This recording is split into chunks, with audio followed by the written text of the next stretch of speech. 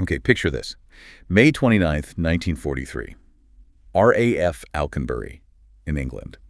There are these 7 dark, kind of experimental bombers on the tarmac. YB-40 flying fortresses. Yeah, the gunships. Exactly.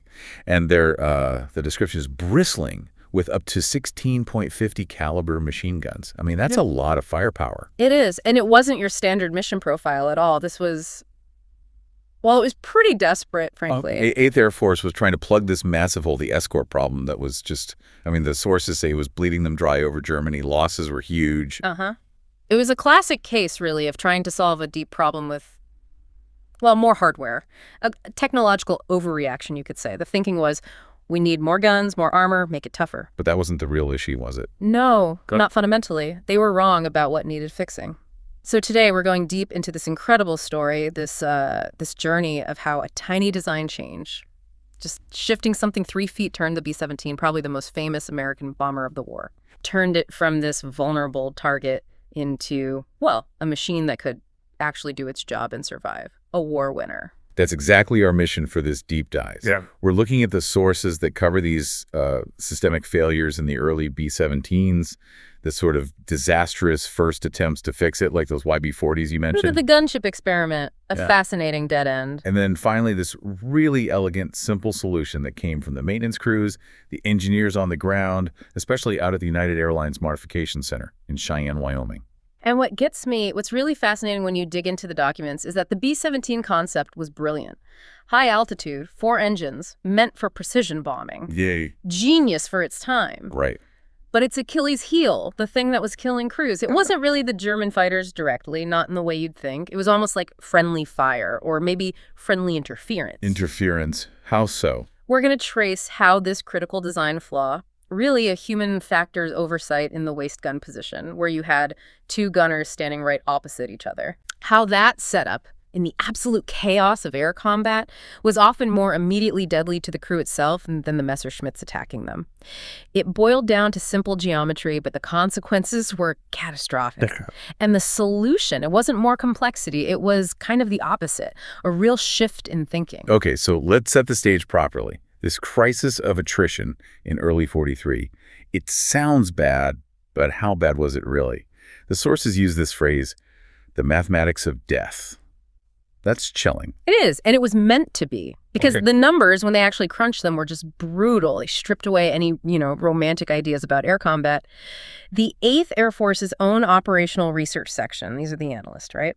They figured out the average B-17 Just the average? survived only 11 combat missions. 11 before it was shot down or damaged so badly it had to be written off or just couldn't fly anymore. 11 missions, and the crew had to complete, what, 25 for a tour? 25, so you do the math.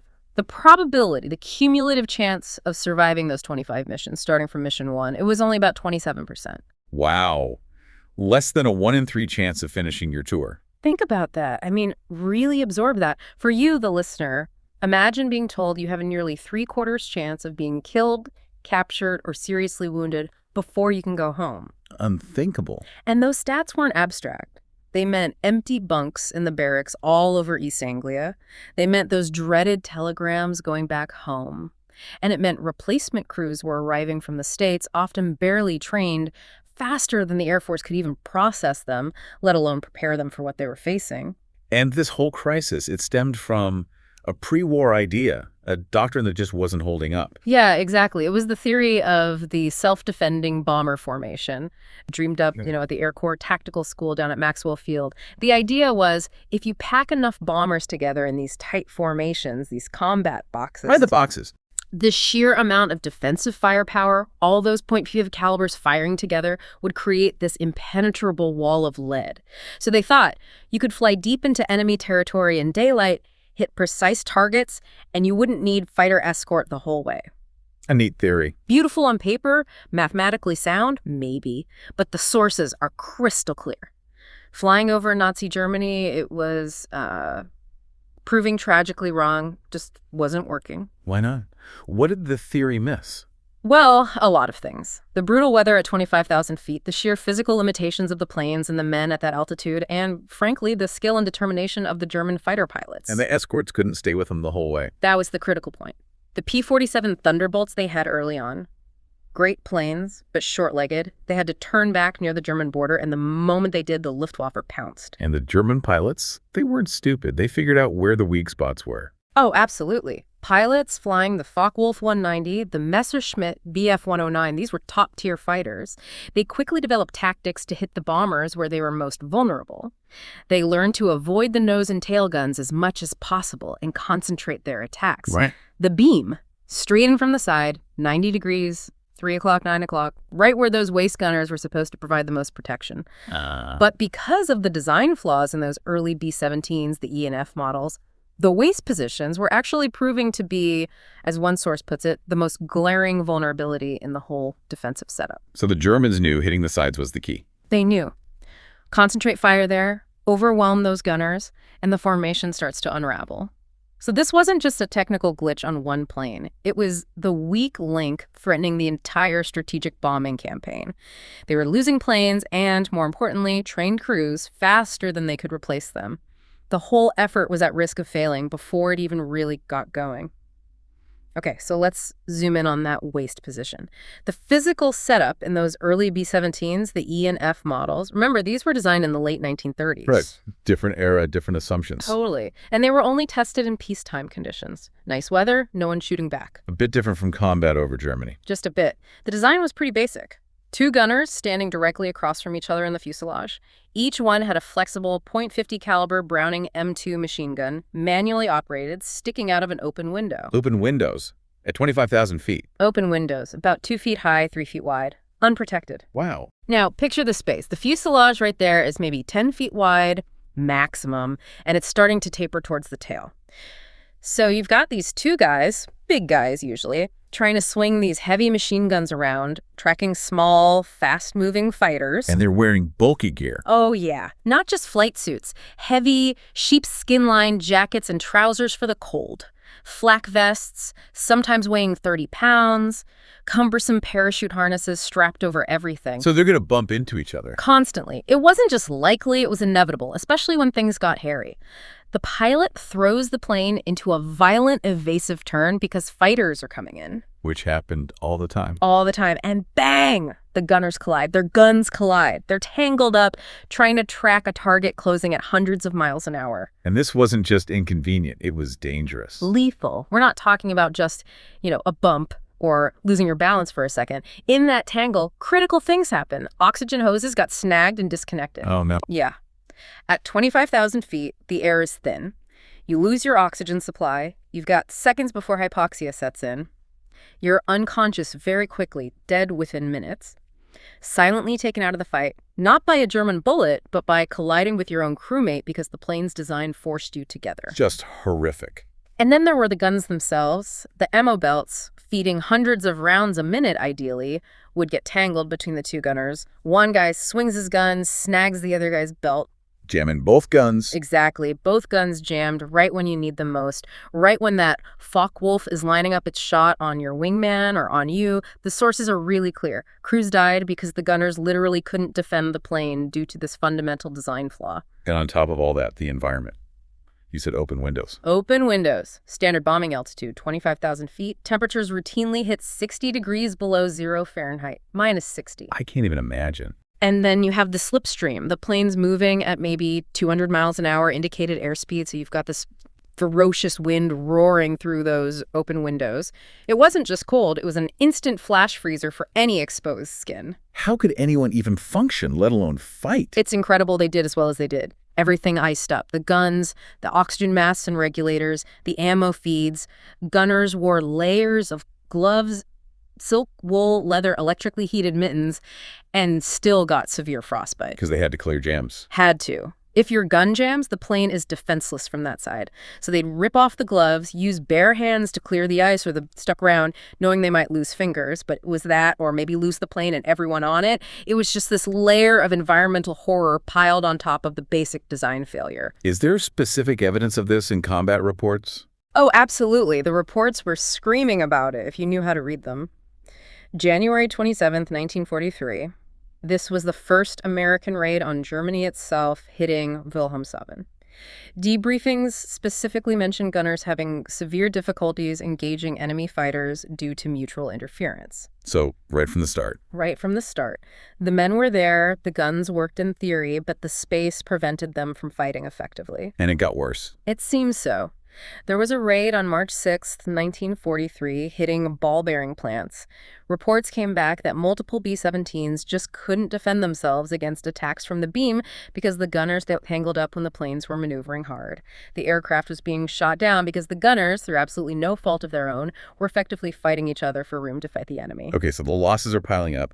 The waist position is a death trap. The leadership, they know they have to do something.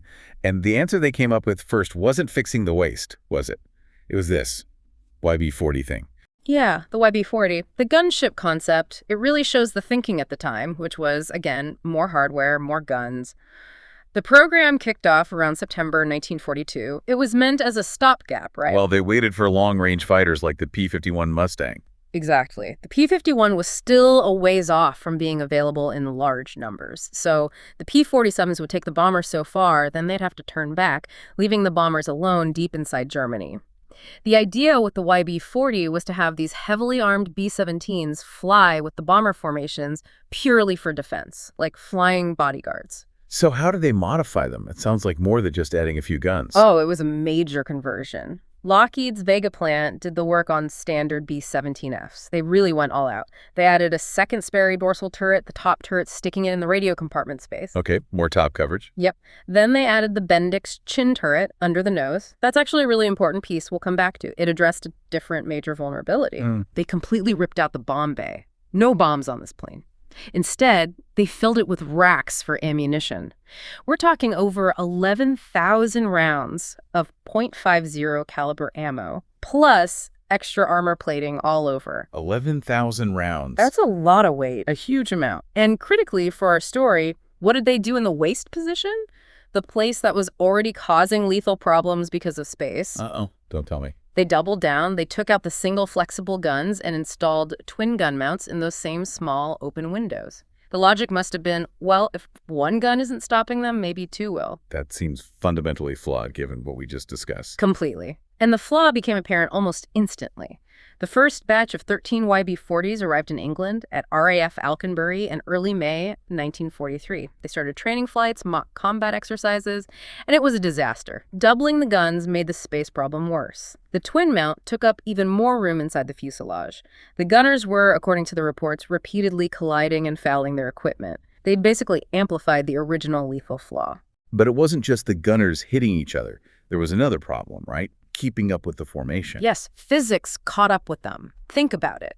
The YB-40 is loaded down, all that extra armor, the extra turrets, the extra crew member for the chin turret, and especially those 11,000 rounds of ammo plus the racks.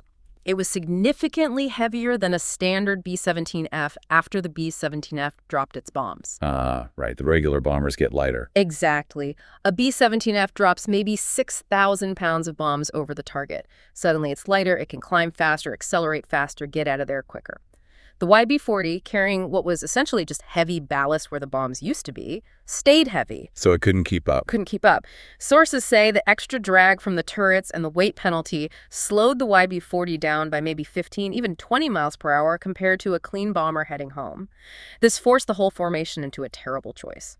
Either slow down and become easier targets just to protect the gunship, or leave the YB-40 behind, straggling and vulnerable. That a great choice? Terrible choice.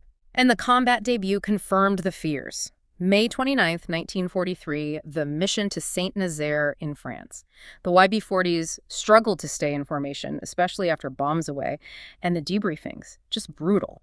Waist gunners, even with twice the firepower, were unable to effectively engage German fighters attacking from the beam. The added complexity just made the original geometric problem worse. And there was a specific loss that highlighted this. Yes, the real tragedy that sort of sealed the YB-40's fate, at least conceptually regarding the waist guns. June 22nd, 1943, raid on hulls in Germany. A YB-40 serial number 425735 was shot down. The investigation concluded it was lost precisely because the waist gunners couldn't defend it effectively due to that mutual interference. It was proof positive. The core problem hadn't been solved. In fact, this expensive, complex fix had maybe even made it worse. It confirmed a systemic failure. So the YB-40 experiment, while maybe well-intentioned, was teaching a very harsh lesson. Adding complexity and weight wasn't the answer. The problem wasn't really about the number of guns. It was about whether the gunners could actually use the guns they had. Exactly. Usability. Human factors. And this is where the system, thankfully, started to adapt rapidly. The terrible combat reports, the YB-40 failure analysis, it all flowed back up the chain of command pretty much simultaneously. So different groups started looking at this. Right. You had the Air Technical Service Command at Wright Field in Ohio digging into the tactical data. You had Boeing's top engineer, Ed Wells, and his team back in Seattle working on it. Douglas Aircraft's Modification Center in Tulsa was involved. But you mentioned Cheyenne, Wyoming specifically. What was happening there? Cheyenne was key. The United Airlines Modification Center there had been set up specifically for this kind of thing, taking feedback from combat and quickly trying out fixes, implementing improvements on the planes before they went overseas, or modifying planes already in service. They could do systematic testing, working directly with mechanics and engineers. And they hit on something simple. Almost laughably simple, especially compared to the brute force approach of the YB-40 with all its turrets. The answer wasn't adding anything major, it was just moving things around slightly. Moving what? The windows. The core breakthrough was staggering the waist gun windows. Instead of being directly opposite each other. They offset them. Exactly. They moved the left window forward a bit, maybe 3 feet, towards the radio room. And they moved the right window aft towards the tail by about the same amount, 3 feet. That's it. Just move the windows. That was the fundamental insight. Structurally, it was a pretty minimal change to the fuselage frame, but operationally, it was revolutionary. How did that help so much? It gave each gunner his own distinct zone of operation. They weren't standing shoulder to shoulder anymore. By offsetting them, you eliminated that constant risk of collision, of entanglement, of ripping off each other's oxygen hoses. They could pivot, track targets through a wider arc, load their guns, everything, without physically interfering with the other guy. Suddenly they have room to work. Room to work, room to fight. And the testing proved it immediately. They modified a B-17 with these experimental staggered windows, probably in early July 43. Gunners reported a massive difference. Not just better tracking, but less physical stress, less chaos. They could focus on the enemy, not on avoiding their crewmate. Okay, that fixes the interference problem. But what about the environmental hellscape? The cold, the wind. Good point. Staggering alone wasn't the complete fix. That's where the full Cheyenne configuration came in. It was the elegant package deal. What else did it include? Enclosed windows, finally. Instead of those open holes in the fuselage, they developed these large, molded plexiglass panels. Crucially, these weren't just flat panes. They had swiveling, ball-like mounts built into them where the gun barrel passed through. So enclosed, but the gun could still move freely. Exactly. It transformed the waist position from this freezing, exposed, dangerous platform into a relatively protected, functional combat station. And enclosing it must have helped with aerodynamics too. Less drag than an open window. Absolutely. That was the beauty of it. The original open windows created huge turbulence and drag. The enclosed Cheyenne configuration, with its smoother lines and the spherical gun mount, actually made the B-17 aerodynamically cleaner. It potentially added a few miles per hour back to the speed, while dramatically improving crew comfort and survivability. It was a win-win-win. Better defense, better crew conditions, better aircraft performance. That's smart engineering. How quickly did they roll this out? It sounds like a game changer. This is where American industry really shone. The speed was incredible. Once the Cheyenne tests proved the concept, it went like wildfire. Douglas Aircraft in Tulsa actually got it onto their production lines first, incorporating it into the very last batches of B-17F they were building, probably around August 1943. And Boeing. Boeing immediately made it standard on the brand new model they were just tooling up for the B-17G, the definitive flying fortress. The very first production B-17G rolled out on August 30th, 1943, and it had the staggered enclosed waist windows. They didn't wait. They modified the assembly lines across all the plants Boeing in Seattle, Douglas in Long Beach, Lockheed Vega in Burbank, almost overnight. It became the standard. So the B-17G, This is the model most people picture when they think of a flying fortress, right? Yeah. And it wasn't just the windows that made it different. It sounds like it incorporated all the painful lessons from 1943. It really did. The G model was the culmination of everything learned in blood over Europe. The staggered waist position was critical, but it was part of a trio of key defensive improvements. What were the other two big ones? We mentioned it briefly with the YB-40, but the Bendix chin turret mounted right under the bombardier's position. Yes, you said that was important. Why? Because the German pilots were smart. When the beam attacks got tougher, because the waist gunners could finally shoot back effectively, they shifted tactics again. Their preferred method became the head-on attack, often diving from slightly below. The 12 o'clock low. Exactly. It presented the smallest target for the bomber's gunners, and crucially, the early B-17s had a massive blind spot right there. The nose guns couldn't depress low enough. The chin turret, with its twin 50s, plugged that hole completely. It eliminated the Luftwaffe's most effective remaining attack vector. Okay, so chin turret for the front, staggered windows for the sides.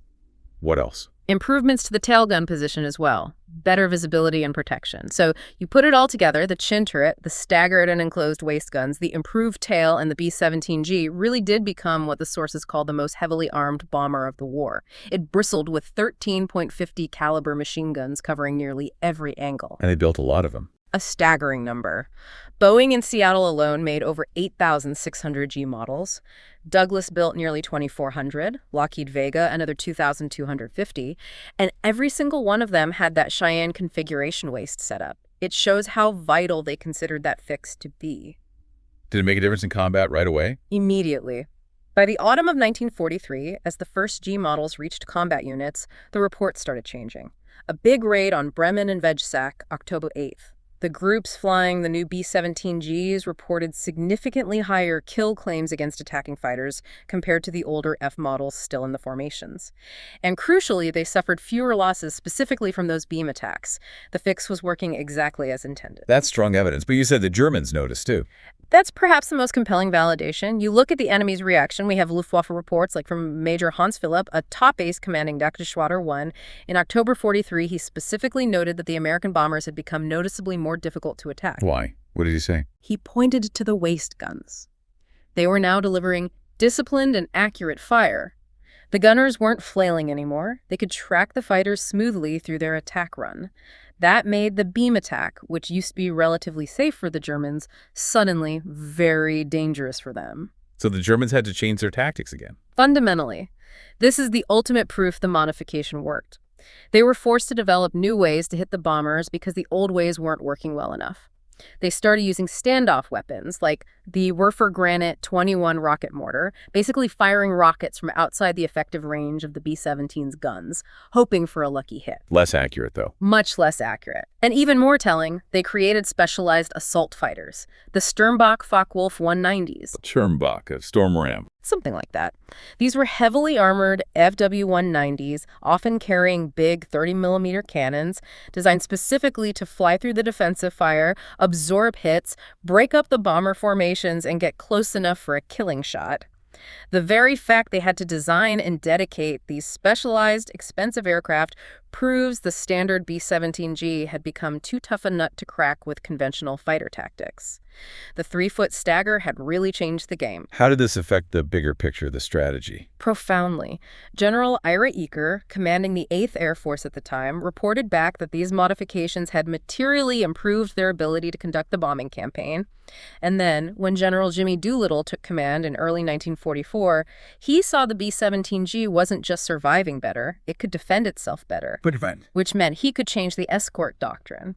Instead of keeping the fighters, especially the new long-range P-51 Mustangs, glued to the bombers for protection. He could let them loose. Exactly. He unleashed the Mustangs, told them to go hunt, seek out and destroy the Luftwaffe wherever they found them. The improved B-17 defenses meant the bombers could handle more on their own, freeing up the fighters to strategically dismantle the German Air Force. That combination, tougher bombers plus aggressive fighter sweeps, was absolutely devastating for the Luftwaffe in 1944. I see this in the mission stats. Clearly. Look at January 11, 1944. A huge raid, 600 B-17s hitting aircraft factories deep in Germany. Losses were still significant, but manageable, and importantly, most of the losses were among the older F models still flying. And Berlin raids. Yeah. Those are notoriously tough. The toughest. March 4th, 1944, the first big daylight raid on Berlin. The 95th Bomb Group, flying mostly new B-17Gs, faced something like 200 German fighters. They lost only 3 bombers. 3, while claiming 17 fighters destroyed. That would have been unthinkable a year earlier. Fast forward to D-Day, June 1944. Massive air operations. The 8th flew over 2,000 bomber sorties in support of the invasion. Total losses from all causes. 26 bombers. Not 26%. 26 planes out of 2,000 sorties. The transformation is just incredible. It really is. Even as late as February 3rd, 1945, another massive raid on Berlin, nearly 1,000 B-17s. Losses were 21 aircraft. Still tragic for those crews, but as an operational loss rate. Completely acceptable. What was catastrophic attrition in early 43 had become sustainable, largely thanks to fixes like the Cheyenne stagger making the plane defendable. It's easy to get caught up in the tech and the tactics, but like you said earlier, this all comes back to the people, the crews flying these missions. That 3-foot shift wasn't just an engineering tweak, it meant survival. Absolutely. That's the bottom line. By mid-1944, the whole equation had changed. Crews weren't just hoping to survive 25 missions. They were routinely completing tours extended to 30, even 35 missions. The probability of a crewman finishing his tour had, as the sources say, more than doubled compared to early 43. That's thousands of lives saved. Thousands of lives. Young men who got to go home because someone figured out how to give them 3 more feet of working space. And you see it in the veterans' accounts. Post-war, guys who flew as waist gunners consistently talk about the night and day difference. The F model was a cramped nightmare. The G model, with the staggered enclosed windows, was workable, defendable. They'd say things like, "That simple change, that was life or death for us." It was innovation driven by their own experiences, their own losses. Exactly. Perfected by incredibly rapid feedback from the combat zone directly to the engineers and modification centers. Was there a financial angle to this too? Did it make economic sense? Oh, hugely. Post-war analysis tried to quantify it. The estimates suggest that implementing the Cheyenne configuration and the other key defensive upgrades across the B-17 fleet cost something like $20 million. Which sounds like a lot, but it prevented the estimated loss of around 800 B-17s, which were worth about $190 million in wartime dollars. And that doesn't even touch the cost of training and replacing the thousands of experienced crew members who would have been lost in those planes. The return on investment was easily 10 to 1, probably much higher if you factor in the crew value. It was an economic win as much as a tactical one. did these lessons carry over after the war? Did they stick? Definitely. The immediate impact was seen even during the war. The B-24 Liberator, the other main American heavy bomber, adopted similar staggered waist positions in its later versions. Interesting. And the B-29 Super Fortress, designed later, it benefited hugely. The B-29 used remotely controlled computer-sighted gun turrets. The gunner sat safely inside the pressurized fuselage, aiming with periscopes. That whole concept came directly from the brutal lessons of the B-17 and B-24, realizing you just couldn't expect peak human performance in those exposed, freezing, physically compromised positions. So it changed aircraft design fundamentally. Yes. Post-war, the whole field of human factors engineering and aviation took off, largely based on these wartime experiences. Thinking about crew workspace, visibility, environmental controls, how controls are laid out, it all became central to designing safer, more effective aircraft, both military and civilian.